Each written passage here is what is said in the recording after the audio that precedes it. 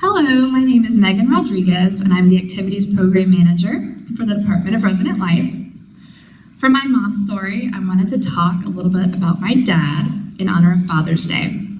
My dad's name was Timothy Reese McLaurin, but most people called him Tim. He was such a unique and interesting person that truly lived his life to the fullest every day. And I think anyone that knew him would agree that he made such a powerful impact on all of the paths that he crossed.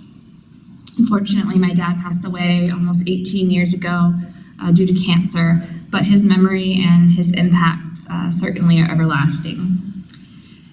If you Googled my dad today, you would most likely find many articles about his remarkable career as an award-winning author of Southern literature, most notably his memoir, Keeper of the Moon, which delves into his experiences growing up in a low-income family in rural eastern North Carolina. Although not nearly as famous as some of his counterparts and closest friends in the Southern literature genre, such as Lee Smith or Clyde Edgerton, he experienced an illustrious career, publishing 8 books and receiving some of North Carolina's highest literary honors. His professional accomplishments made us all proud, but it was that combined with everything else he was and did during his life that made him stand out.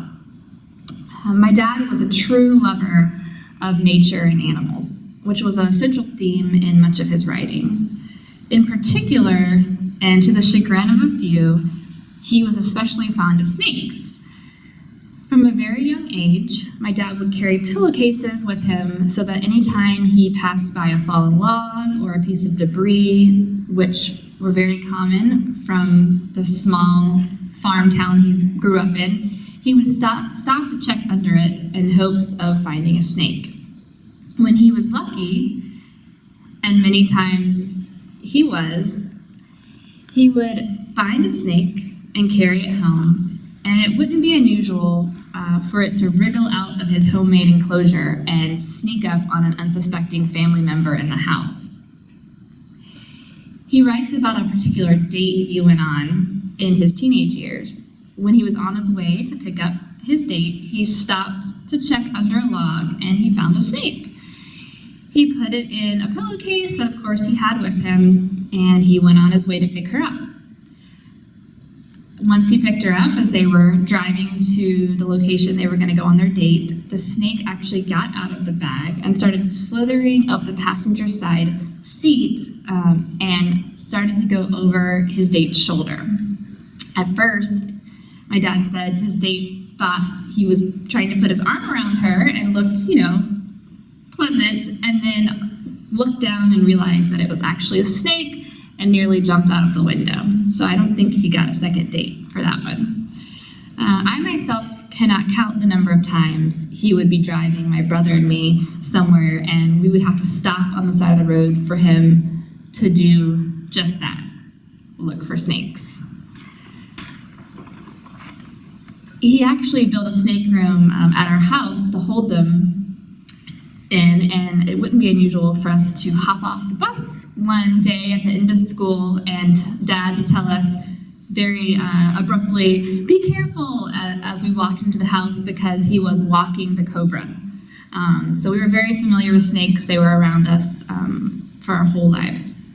When Dad would give talks at his various book signings, he would often bring a snake or two along to show in hopes of educating people, addressing the misinformation out there about snakes, and hopefully helping a few people face their fears, whether they wanted to or not.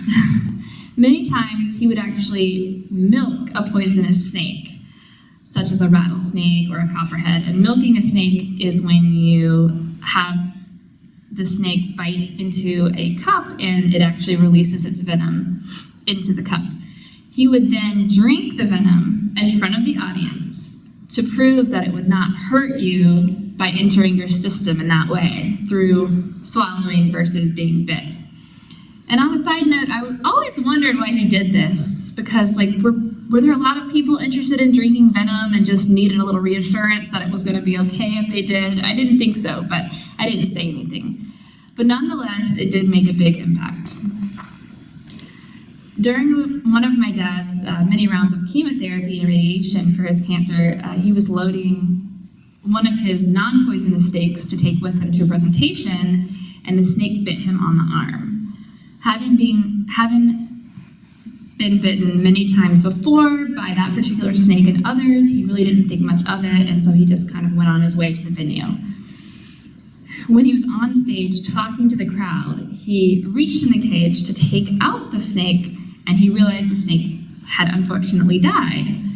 Not wanting to make a big scene, he continued talking and just sort of held the snake up, moving it around with his hand so that nobody would know that it was actually dead.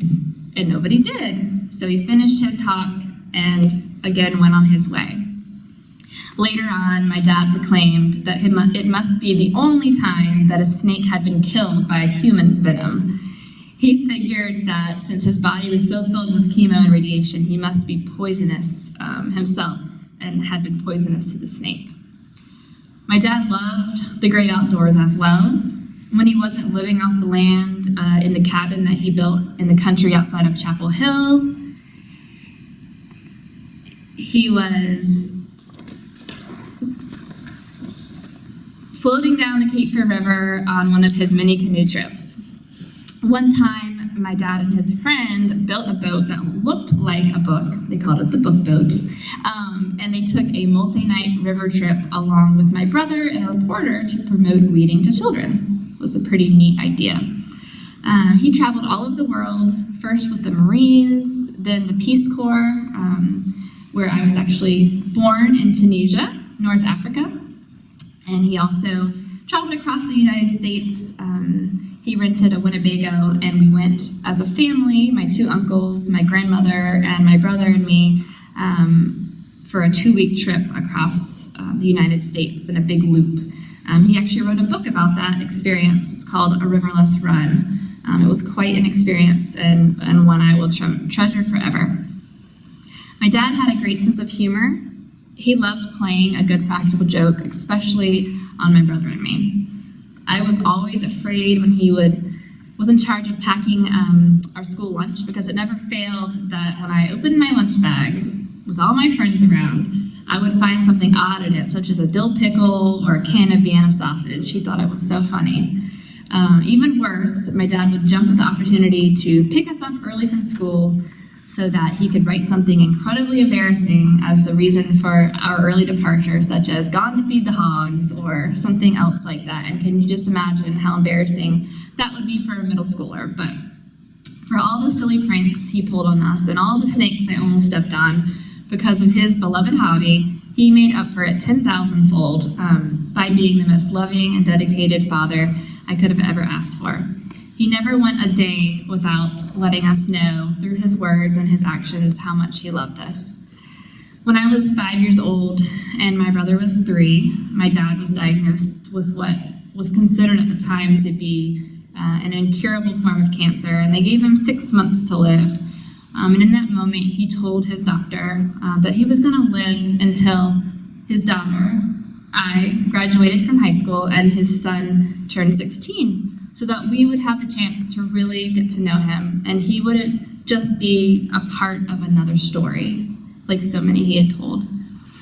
His promise to us was not an easy one, but he fought with everything he had for 13 more years, and it was not even 2 months after I walked across my high school graduation stage with my dad listening over the phone from his hospital bed, and a month after my brother's 16th birthday that my dad took his last breath. I learned so much from my dad, but most of all, I learned to do what makes me happy in life, to appreciate what I have every day, and that life is precious. And to always check under my sheets before getting in bed to make sure that there isn't a snake curled up. This is my dad right here. You can't really tell, but he's holding a snake. So those are just a few stories of my dad, and I just want to say Happy Father's Day, Dad. I love you more than all the stars in the sky, and I miss you every day. Thank you.